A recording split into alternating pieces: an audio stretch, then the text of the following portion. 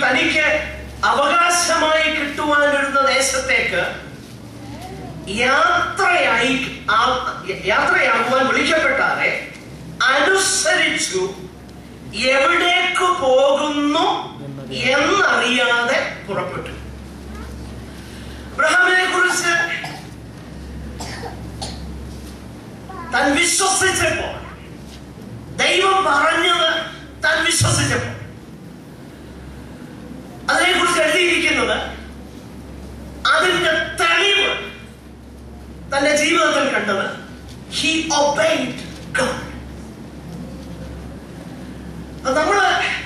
നമ്മുടെ വിശ്വാസം തെളിയിക്കപ്പെടേണ്ടത് ദൈവത്തിന്റെ വചനം നമ്മൾ അനുസരിക്കുന്നതിലൂടെ.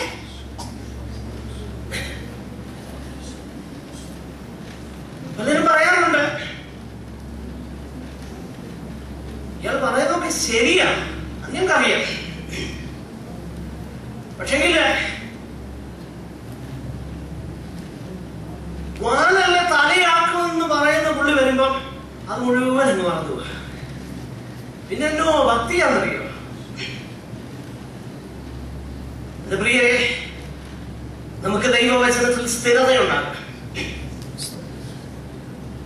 ഈ പറയുന്നത് സത്യമാണെങ്കിൽ, ഈ പറയുന്നത് തന്റെ പുത്രനെ കുറിച്ചുള്ളതാണെങ്കിൽ, ഈ പറയുന്നതിന് തിരുവെഴുത്തിന്റെ പിൻബലമുണ്ടെങ്കിൽ, ഈ പറയുന്നത് ദൈവത്തിന്റെ സുവിശേഷമാണെങ്കിൽ, ഇത് നിത്യതയ്ക്ക് വേണ്ടിയുള്ള ഏക മാർഗമാണെങ്കിൽ,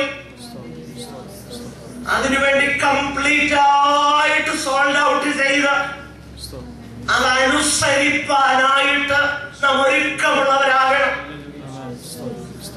നമ്മുടെ ജീവിതം കൊണ്ട് നമ്മൾ തെളിയിക്കണം ഈ പറയുന്നതൊക്കെ നമ്മൾ വിശ്വസിക്കുന്നു. പറയുകയാണ്, വിശ്വാസത്തിന് അനുസരണം വരുത്തേണ്ടത്. അതിനൊരു കാരണമുണ്ട്.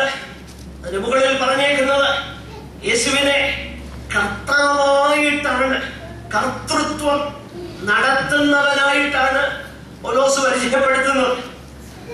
അപ്പോൾ it is a lifetime of obedience and commitment to the Lord Jesus Christ. യേശു ക്രിസ്തുവിന്, കർത്താവായ യേശു ക്രിസ്തുവിന് സമ്പൂർണമായി സമർപ്പിക്കപ്പെട്ട, ഏൽപ്പിക്കപ്പെട്ടതാകുന്ന ഒരു ജീവിതമാണ് സുവിശേഷത്തിൽ വിശ്വസിച്ച് വീണ്ടും ജനിച്ചതിന്റെ ഫലമായി ഉണ്ടാകേണ്ടത്. അല്ലാത്തതൊന്നും വീണ്ടും ജനനം അല്ല. A life of absolute surrender and commitment to the Lordship of Christ. പറയുകയാണ്, ഈ സുവിശേഷം എന്നുള്ളത് ഇത് അനുസരിക്കാൻ വേണ്ടിയിട്ടുള്ളത്, വിശ്വാസത്തിന് അനുസരണം വരുത്താൻ വേണ്ടിയിട്ടുള്ളത്. അതാണ് പൗലോസിന്റെ ചിന്തയിൽ സുവിശേഷത്തെ കുറിച്ച് താൻ ഇവിടെ പറയുന്നു.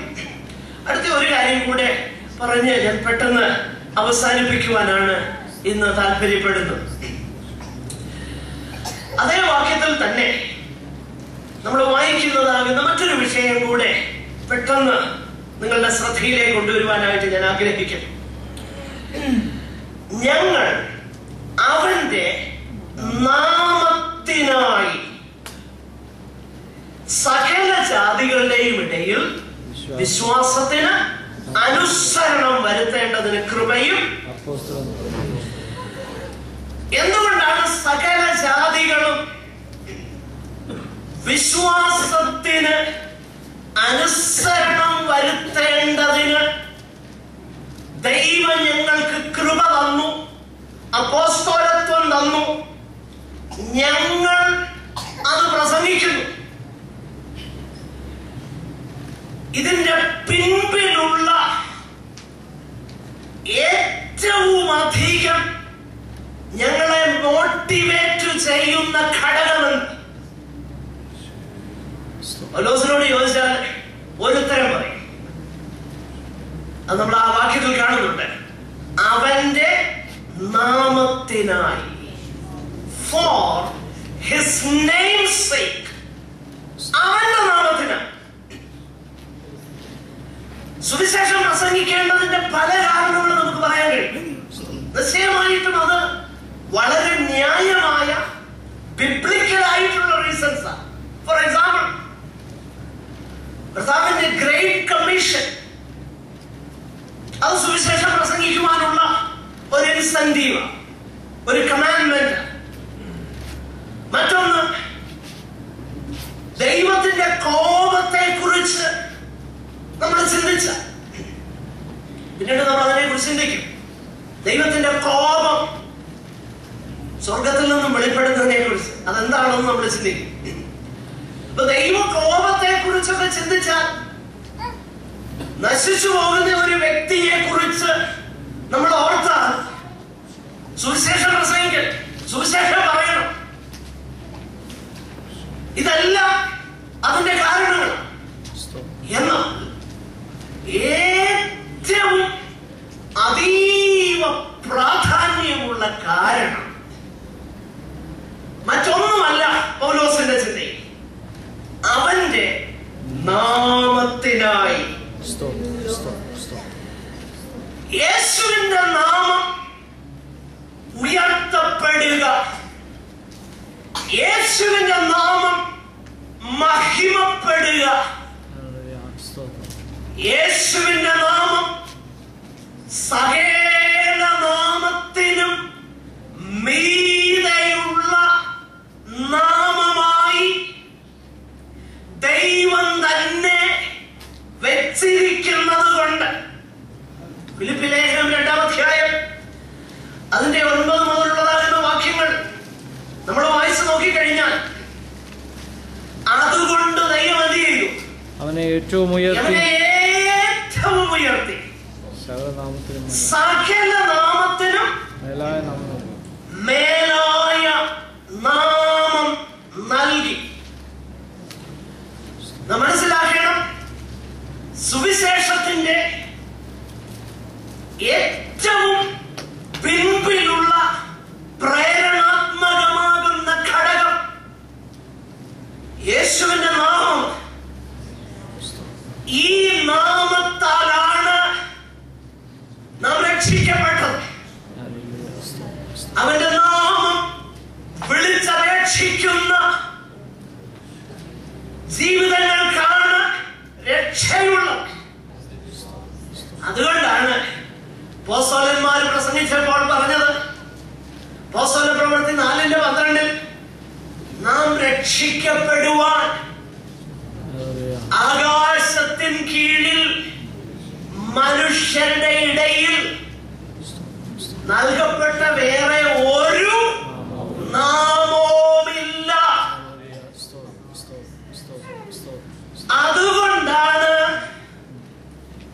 എന്റെ പ്രിയരെ, നാം ഒരു കാര്യം മനസ്സിലാക്കണം. ദൈവത്തിന്റെ പരിശുദ്ധാത്മാവ് വരുമ്പോൾ പരിശുദ്ധാത്മാവ് ചെയ്യുന്ന ഏറ്റവും പരമപ്രധാനമാകുന്ന പ്രവൃത്തി, അവൻ എനിക്കുള്ളതിൽ നിന്നെടുത്ത് നിങ്ങൾക്ക് അറിയിച്ചു തരുന്നതിനാൽ എന്നെ മഹിമപ്പെടുത്തും. യേശു പറഞ്ഞു. അപ്പോൾ യേശുവിന്റെ നാമം ഉയർത്തപ്പെടുന്നതാകുന്ന, യേശു മാത്രം ഏക രക്ഷകനാണെന്നും യേശുവെന്ന നാമത്തിന്റെ വെളിയിൽ ഒരുത്തർക്കും രക്ഷയില്ലെന്നും, യേശുവിന്റെ നാമത്തിന്റെ വെളിയിൽ സകലരും നഷ്ടപ്പെട്ട പാപികളാണെന്നുമുള്ളതാ സുവിശേഷം. അങ്ങനെയെങ്കിൽ ഞാനിപ്പോ വണ്ടർ ചെയ്യുക, ഇന്ന് പല സോക്കോൾഡ് ക്രൂസേഡുകളിലും ഏതാത്മാവാ നടത്തുന്നത്? എന്നോട് വേണമെങ്കിലേ